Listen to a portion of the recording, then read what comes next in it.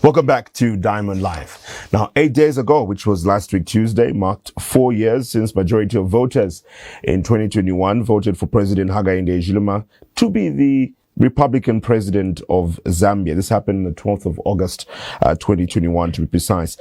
This coming Sunday, the 24th of August, 2025, will mark 4 years since he was eventually inaugurated, and subsequently the party he contested under, the United Party for National Development, UPND, forming the governing regime. In the spirit of checks and balances, this evening we'll be reviewing some of the recent events that have taken place with Economic Front President, Mr. Wynter Kabimba. Good evening. Welcome to Diamond Life. Good evening, good evening, viewers. Let's start off with your reflections of the 12th of August, 2021. What can you vividly remember about that date, that particular date and the period shortly after? Oh, well, what I do remember is what happened on the 23rd of September in 2011 when Michael Sata won the election that time, unexpectedly. That's what happened on the, that day when the results were announced, in my view, that UPND had won. I didn't. There were signs that they would win, but I didn't think that they would win so overwhelmingly with such a landslide of 1 million votes difference between the PF and the UPND. So it was something quite shaking as an experience. So is that to say that you thought that and projected that the Patriotic Front would win, that the Zambians were confident in the leadership of President Edgar Lungu then and his party? No, I even as we were in an alliance with the PF, it was clear to me towards the end that PF was not winning that election. What really came as a surprise to me was a margin of 1 million votes. That's what came as a surprise to me. That people so overwhelmingly turned their backs on PF and threw PF out such a large number of votes. That was surprising. What are some of the signs and indications that made you or convinced you that the Patriotic Front would win the 2021 elections? There were events. There were apocalyptic events would be the word in English. That really were showing that PF was committing suicide. Not that people didn't want, but PF itself as an organization was actually committing suicide. It was on a suicidal path. It was in a free-fall kind of environment. It looked like nobody was in charge in PF. It looked like everybody was in charge in PF. So you didn't know who to turn to put things in order. I remember, I don't know if I've mentioned this on Diamond TV, in April of that year, having a meeting with ECL at Nkwazi House in the evening, like now. And I said to him, the future doesn't look very good for PF in this coming election. And I said to him, let me tell you what I see as the fronts that are in your way. What are the headwinds in your way?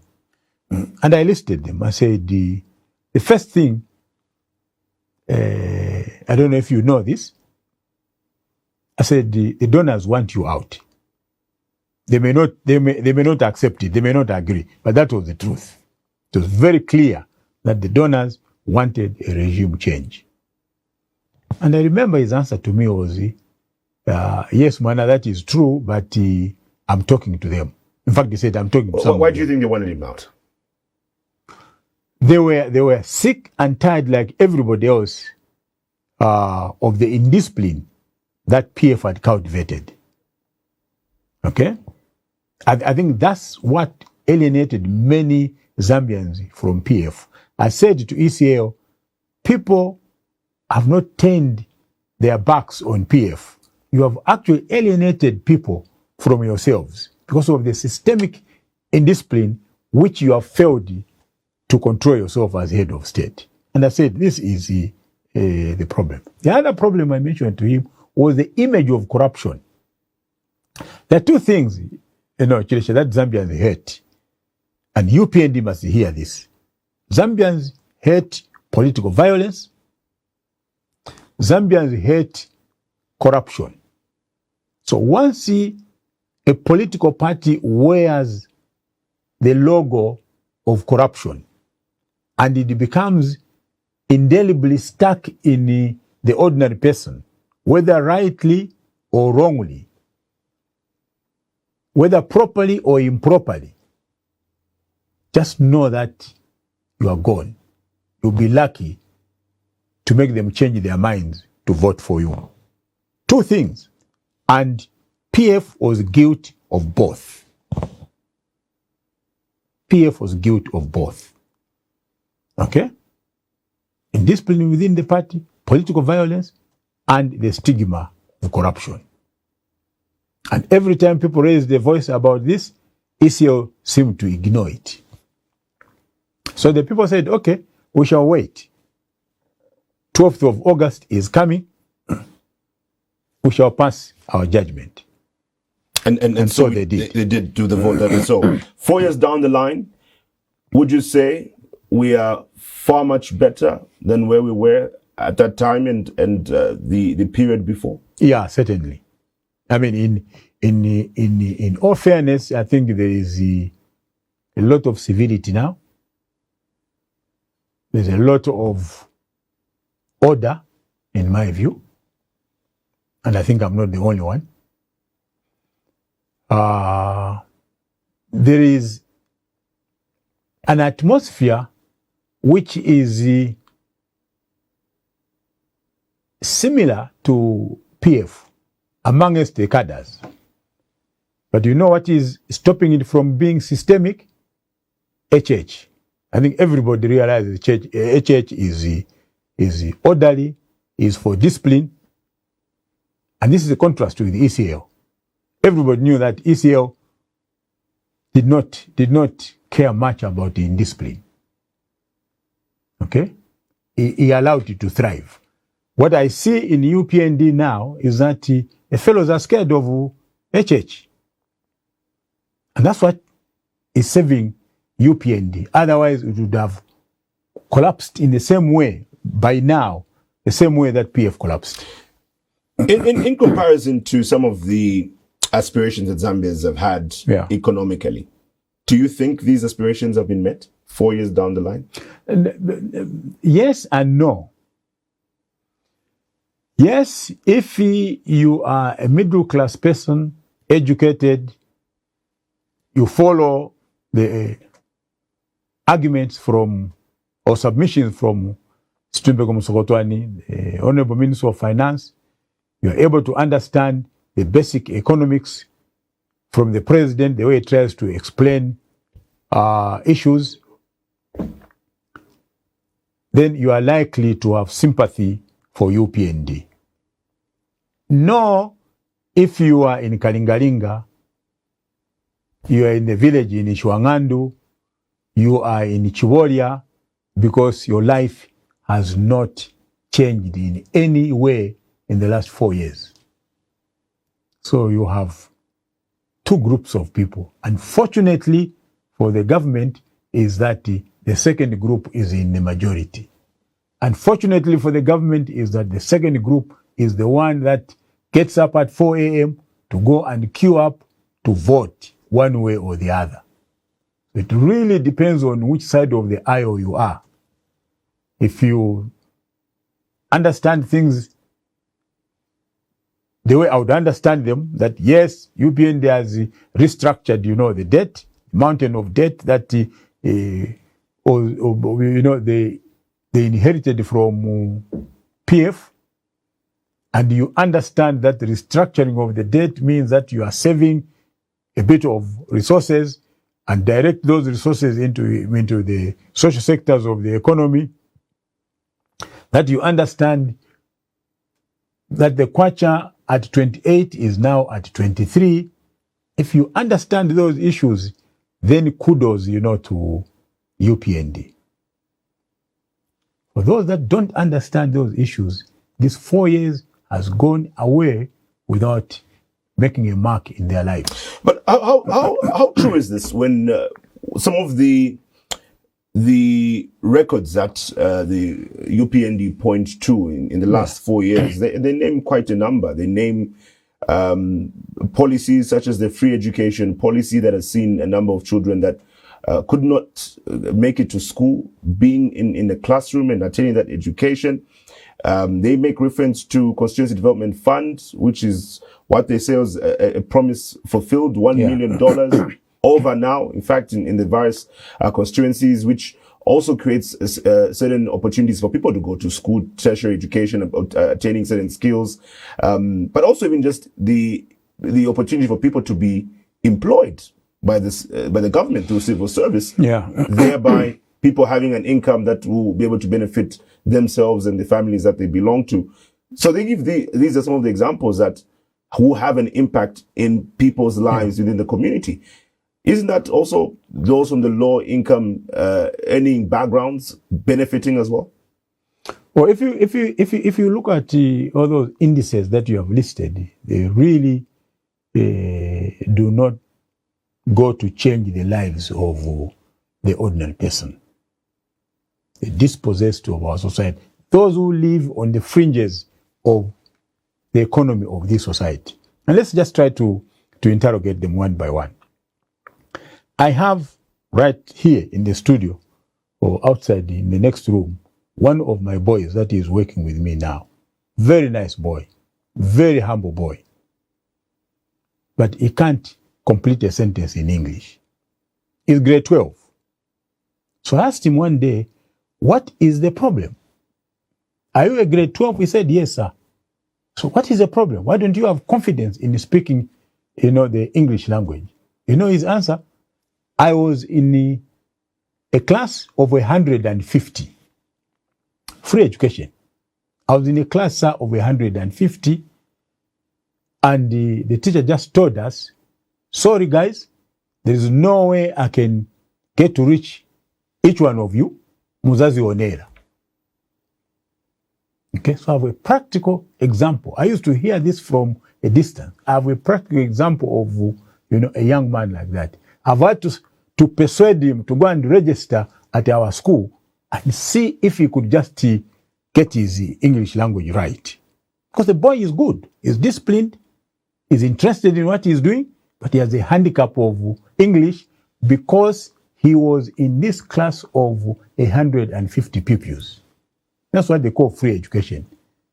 So it is free education in terms of quantity, but not free education in terms of quality. Okay? Let's get to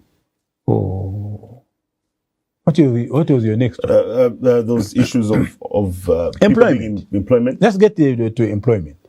Okay? When you advertise that you want to employ 35,000 health workers, and in that group, you're talking about drivers, nurses, cleaners, doctors, and you get an overwhelming number of applicants in the range of 150,000, then you know that you are sitting on a volcano of unemployment. And that component of 35,000 people can surely not be a success story. Can't be a success story. The UPND promised that they said when they employed those, they said, this is just the beginning. Okay? We didn't hear bigger numbers than 35,000. So, the statistics themselves, the numbers themselves, are screaming in your face that something is drastically wrong with this economy in terms of its delivery to the majority of the people. And many of them are the ordinary people that are not even looking for a job because they don't qualify to get a job. And some of them, even if they wanted a job as a driver, they can't get it because there are thousands and thousands of drivers that are qualified. So the only way they can get it if they have a connection. Some of them just want a job as a cleaner, but they can't get it because there are thousands and thousands of men and women out there that would perform that job, execute that job properly, but they can't because the numbers are just militating for them to break through the concrete wall to get that job. Okay?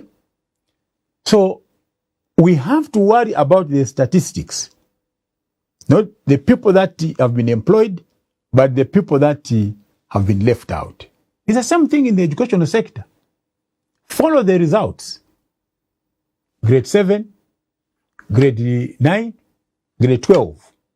At each one of these three stages, there are more pupils that fail than those that pass.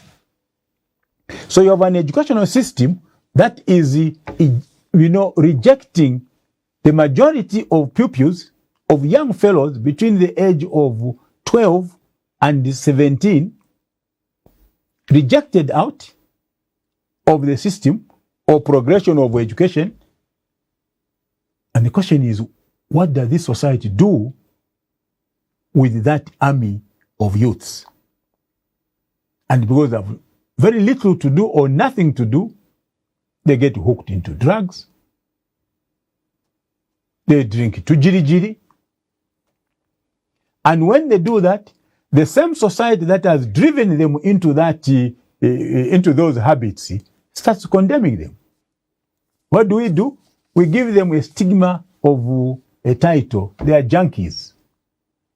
They have been turned into junkies by the same society, the same educational system that has ejected them. Then we turn around and we start saying, these are junkies. We even make it worse because a junkie means the tail end of the life of a human being, So they are out. But it's still on the issue of employment. The other argument that comes through from the government is that it's not just directly from the civil service where the government gets to make some of these announcements, but it's also from creating an economic environment that will also enable those within the private sector to make some of these employment opportunities. For example, yesterday and today, the conversations have still been around First Quantum Minerals having the S3 expansion. And what we're getting from that is just during the construction period, about 1,800 jobs were being created. And with the lifeline also being extended into about the 2040 or so, about 800 permanent jobs will also be provided there. This being but some of the examples of the different projects going on that could create these opportunities for men and women in Zambia to have those job opportunities. Okay, let's just interrogate that. 1,800 people to be employed. I wish the government could tell us the rate of unemployment in Northwest. Tell us. So if you want to use statistics, don't go halfway. Go all the way. Tell us or tell the nation that the rate of unemployment in Northwestern Province is so much. And into this basket of unemployment, we have taken out so many people through this project. Only then would it make sense? Would the explanation make sense? Now it leaves hanging. And the reason why it is left hanging is because the number of people unemployed in Northwestern Province or in that particular place compared with the 1,800 expected to be employed is a drop in the ocean. The number of unemployed is overwhelmingly high. that 1,800 cannot be a success story. That's a problem. So it can't in any way be seen as progress, because it is from the 1,800 and the 800 permanent jobs. That means those are different families also benefit from the individuals who be employed there. Well, you can try to multiply the figures, in any other way you want. You can even include the unborn, or children that you feed, from the employed people. The bottom line, Kileche, is that the unemployment figures in this country are alarmingly high, incredibly high, to the extent that the country is sitting on a time bomb, especially with regard to the youths. And I want to go back to this, if you go to, to our prisons, they call them correctional facilities. I never call them correctional facilities. They are still prisons. There's nothing correctional about those institutions. They are still prisons. You go there for punishment. You don't go there to be corrected, to be rehabilitated, so that when you come out, you're a better citizen for this society. But isn't that the essence of punishment? That people will learn a lesson from what they did wrong, and and after the punishment, they expect it to be better people? Exactly. But you know what, we've been told now, no, don't call them prisons. It's a very bad terminology. They have stopped calling them prisons in the West. So change also and call them correctional facilities. What it means is, what correctional facility means is that you're not going in for punishment, you are going in simply to be corrected, and so that you come out and be a better citizen. So the name is a misnomer. It doesn't reflect what you want, to achieve. So when you go there, you see the number of our youths. And when you speak to them and find out from them what the problem is, oh my God, they have not killed anybody. They have not raped anybody. They are petty offenses. Most of them really arising out of their status as unemployed. They didn't go beyond grade 7. They failed to go beyond grade 9. They have nothing to do now. They can't earn an income. The list goes on. That's where we are. So, as politicians, including our colleagues in the ruling party, we better get serious about this problem. We are wasting so much time name calling each other as if that delivers bread and butter, to the people in Chiboria. We are busy in academic classes as if we are at the University of Zambia about the rule of law, about democracy, about freedom of speech, as if all these things, matter to the people in Kalingalinga. Let's speak the language of the people that are going hungry, that can't afford 3 square meals a day, that, sleep in one blanket, in unventilated structures. The poor, that the other day I was on Airport Road and I see this bicycle in front of me. I couldn't see the human being. It was all pieces of firewood. Because the guy has nowhere to sit. He has to maximize the space on that bicycle. And I said to my driver, this guy, in fact, it was my driver who said to me, I said, this guy is from Kasisi. He must have woken up at about 04 for him to be here around this time. You see them when you are going to the airport. And that guy, that is his livelihood. He doesn't even expect to improve beyond that. What is the government? The ministers drive on that road and go to the airport every other day. They did during MMD, they did during Chiluba, They did during Michael Sata's PF. They did during the time of ECL. They are doing it now under HH. Who has ever raised a voice about these people? You're quite clear about where we're at now compared to where we were 4 years ago. And you look at the democratic space politically, and you say that there's been an improvement. But taking back to the question on economically, would you say there's been an improvement under the current government? I thought I answered that. I don't know. On the economic side? Yes. I said, even on the economic side, on the economic side, you know, I was in the bank yesterday, and the kwacha is 23 to $1. I was in the bank 3 months ago, and the kwacha was 28 to $1.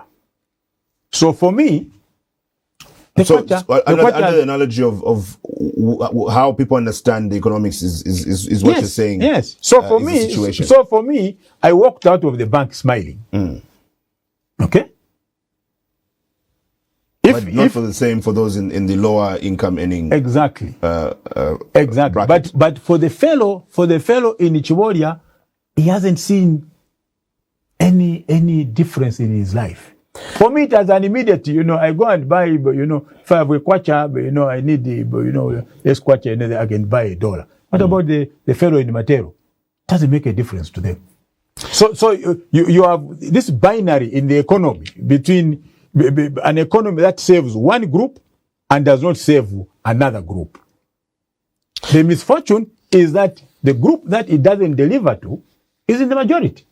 Now, speaking of issues of employment and being in the civil service, serving the government, another story that has been of public interest, interesting enough, is around President Ijilema's son, Lieutenant Tabwera Ijilema, who's come under discussion after being given a place in the Zambian National Service. What do you make of the discourse that has emerged from this? You know, Chileshi, some of the things, I sit back in my house, I sit in my study, and I laugh. And I said to myself, surely, should we be, you know, expending our breath on this? Firstly, I don't understand the purpose of that press conference yesterday, to be honest with you. I slept over it last night, and I tried to think very hard. I didn't see the purpose. I didn't see the objective of that press conference. That one citizen of this country has been given a commission as a lieutenant. They went through training, and the only thing that is wrong with them is that the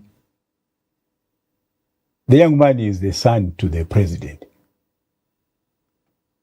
Perhaps because there's context to it. What is the context? People have made reference to what President Hakainde Hichilema said a couple years ago, where he was clear that his children will not get any government jobs because they are privileged, and these should be opportunities that should be given to other Zambian people who are not as privileged as his children. He was on record having said that, and perhaps that's where people are looking at it from. And further, even when this information came out, it didn't really come out from the government, because one would also expect that the president will be happy that his child has made it through, and it should be something that should be openly stated. But this did not happen. Further, we saw the State House Communications Specialist, Mr. Clayson Amasaga, saying that this was on a voluntary basis. But we eventually saw the press briefing, which we made reference to yesterday, giving clarity on that further. So maybe it's because of these events that have happened that some people have raised these concerns. Look, the relationship between the president and the son, who is an adult, like this one we are talking about, okay? When it comes to career prospects, the discussion between the two is one between two adults. That's my view. Okay? That's my view. It's a discussion between two. That's what President Hichilema said before he became president. That is his wish. But don't forget that the son also has his own wish. He's an adult. He's not a minor. That's why they gave him admission into ZNS. Yeah, They didn't have to consult the president. And further, the decision could actually have come from the president, because again, after he made that statement, not so long after, he was making reference again to the Zambian National Service, yes, and talking about how it's an important process for one to go through in terms of creating discipline, character development, and saying that him and his wife made a resolution that they'll take their children for this particular process, which was contrary to what he had said earlier. And I think for some people, the conversation has been the president's statements and him backtracking on some of the things that he says. Well, I think he contextualized it, in my view, and even just going by what you are saying. Yes. Okay. I miss ZNS myself. I'm sad that ZNS was discontinued, because I saw how it contributed to the shaping of your character. At the time when you risk being a delinquent, okay? So it controlled your temptation to slide into delinquency. So I think coming from that background, we're not talking about employment. We are talking about the young man going through that so that he could get some military discipline to contribute to the development of his character. That's different from saying he needs the job and he needs the money. Surely, I'm sure he doesn't need. He can get that money from his family business or from his dad. But in terms of discipline, it is good for him. I was at Chiwoko Zambian National Service Camp with Kaweche Kaunda. Okay? We ate from the same pot. He went in as the Kaweche Kaunda. We went through the same drill, same training. So I didn't see what was there, to explain and even to suggest that they had to push the young man into ZNS under some pseudonym. I mean, I just couldn't. And up to now, I don't understand it. Okay? Panji Kaunda, whom they brought yesterday to try to justify, the conversation, went into the army as Panji Kaunda. We knew, even before I got to meet, Panji, that there was the president's son in the army, and his name was Panji Kaunda. Wezi went into the army as Wezi Kaunda, and he came out as Wezi Kaunda. Kaweche went into ZNS as Kaweche Kaunda, and everybody knew in the camp. All the instructors knew. But I didn't see any preferential statement, preferential treatment that was accorded to him. So you are blowing hot air where there is nothing. Can we get down to issues that are affecting the poor of this country? And that is running up to today. It was news yesterday. It was news before I came this evening. What is wrong with us, Zambians? Don't we have enough on our plate to seriously move this country forward? Why do we try to pander to the president? Leave him to think and do the work for this country. Okay? I think we are going in the wrong direction. Now, I mean, one person who's definitely served as Republican president and was mandated to do the work for the Zambian people is Zambia's sixth Republican president. And you speak on issues of that seemingly take up the focus for this country. And to be honest, close to 3 months now, the barrier of Zambia's sixth Republican president still is a topic of discussion. As of today, Two Mountains Burial Services, the morgue keeping former President Edgar Lungu's remains, has written to the attorneys in the Lungu burial case, raising concern over the prolonged storage of the late former president's body. So in the 11th August letter, the company says that while the body remains well preserved with no visible signs of deterioration, extended storage increases the risk of damage at any time, and they urge parties to finalize the matter quickly to protect the dignity of the deceased. Do you see this happening, considering the events that have taken place, the matter going to court and eventually being reaching a point where there's a lot of uncertainty as to when we'll get a conclusion to this matter? Look, the contents of that letter, which you've just referred to, don't matter as far as the court is concerned. Okay? The parties are before the court of law. They're trying to get their rights adjudicated upon. And courts are not established to deal with moral issues, emotional issues, and feelings of individuals or parties. They're established to deal and resolve legal issues. So whether or not the body risks going bad in the morgue, it's no business of the court, for as long as parties are before the court. So what is the way forward? Parties that are before the court must step back and say, what are we trying to achieve? Okay?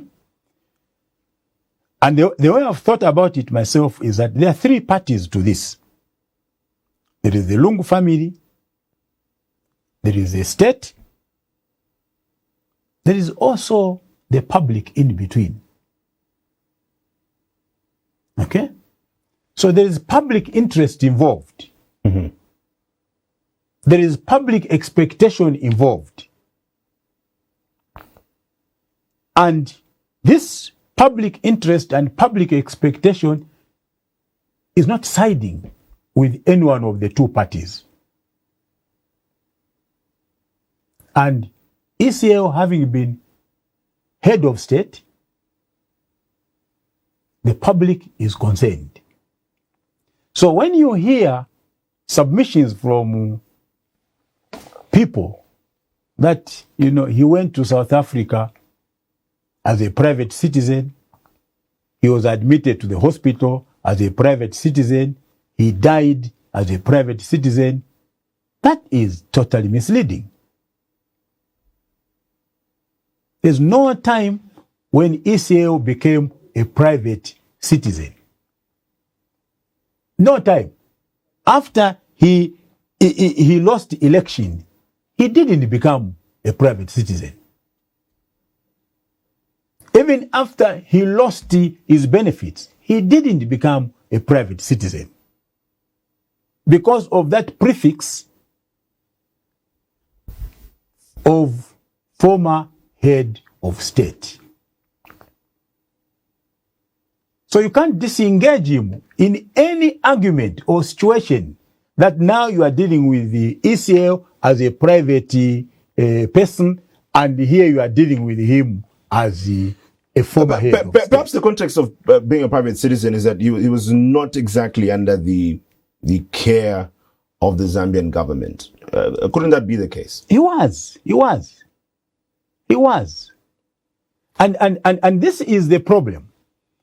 I had made a statement, if you remember, after that incident in Kabwe, where ECL was in an office with the bishop or the priest in Kabwe, and then two police officers stormed into that office.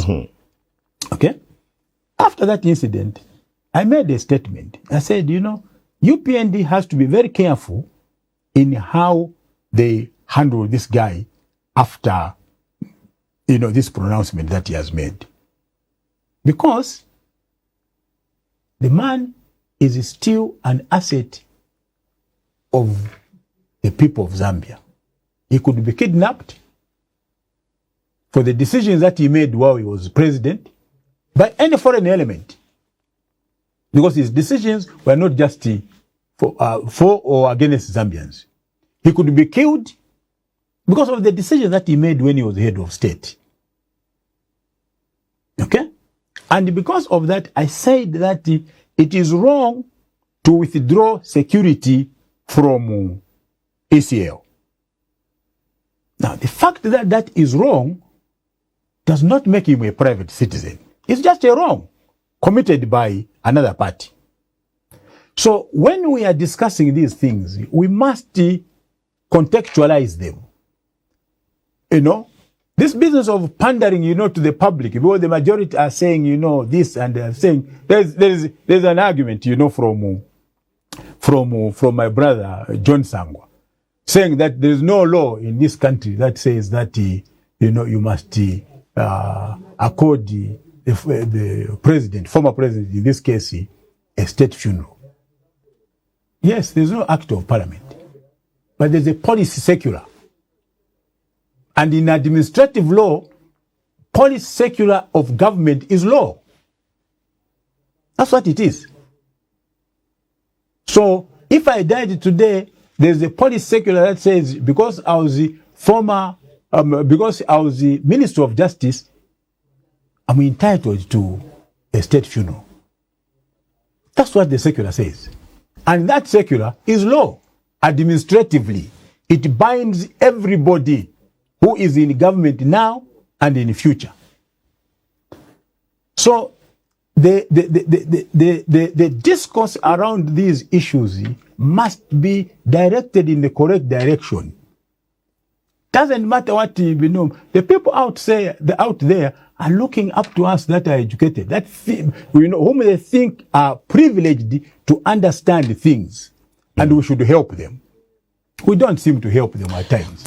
Before I let you go, what has also emerged even from these conversations, especially after the Attorney General was featured on the state broadcast to discuss this particular issue, and how there's been the argument of there's no particular law that also talks about, you know, where the former president should be buried and so on. There's been a lot of discussions around that. But what also emerged is the residence of President Hakainde Hichilema, and many bringing up the issue of if they are saying out of public interest that he should be buried here in Zambia, then it should also be out of public interest that the Republican president is living at State House, at Nkwazi House. What are your comments on this discussion? The president is decision to reside at his private residence is not only a matter of public interest, Chileshi, it's a matter of national security. Okay? It is a matter of national security. Because State House is originally the governor's residence and office.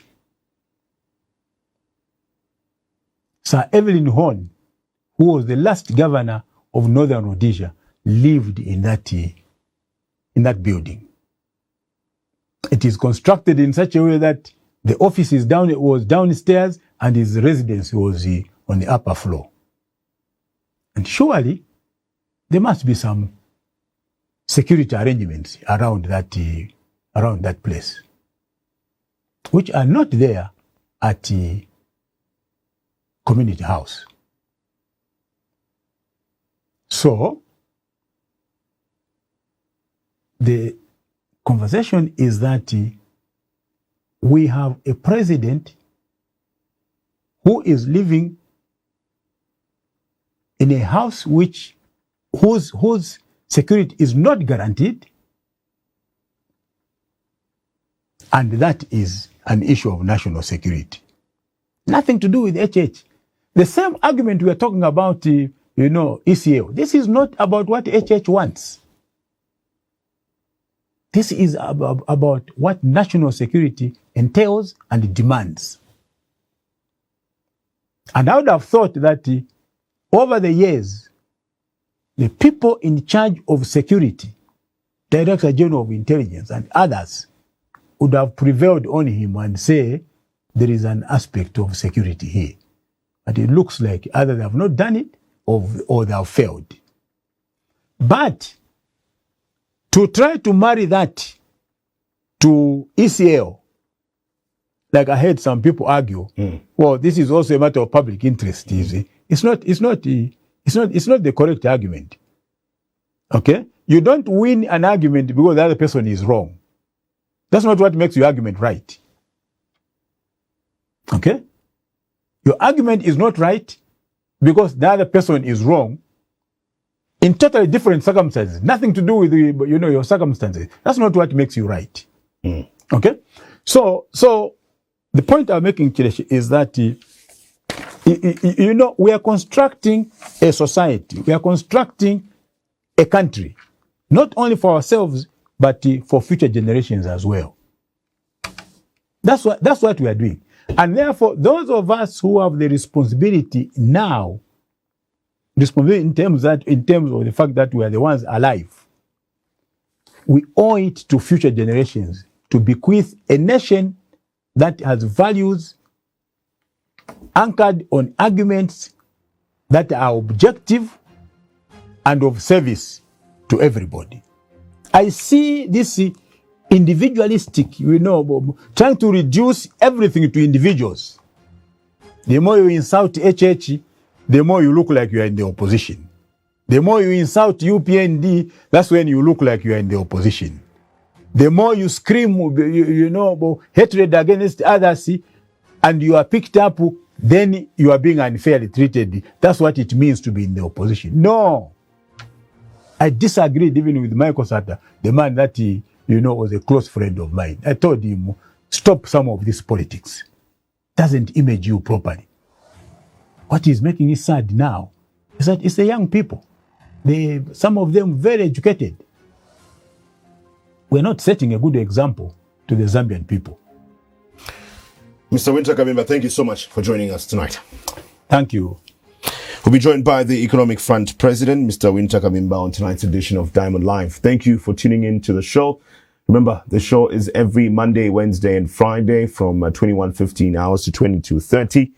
And we are live on Diamond TV online on our Facebook page. Thank you for your comments and interactions with us on that platform. My name is Jimwega Chileshe. Enjoy the rest of your night. Do stay tuned to Diamond TV.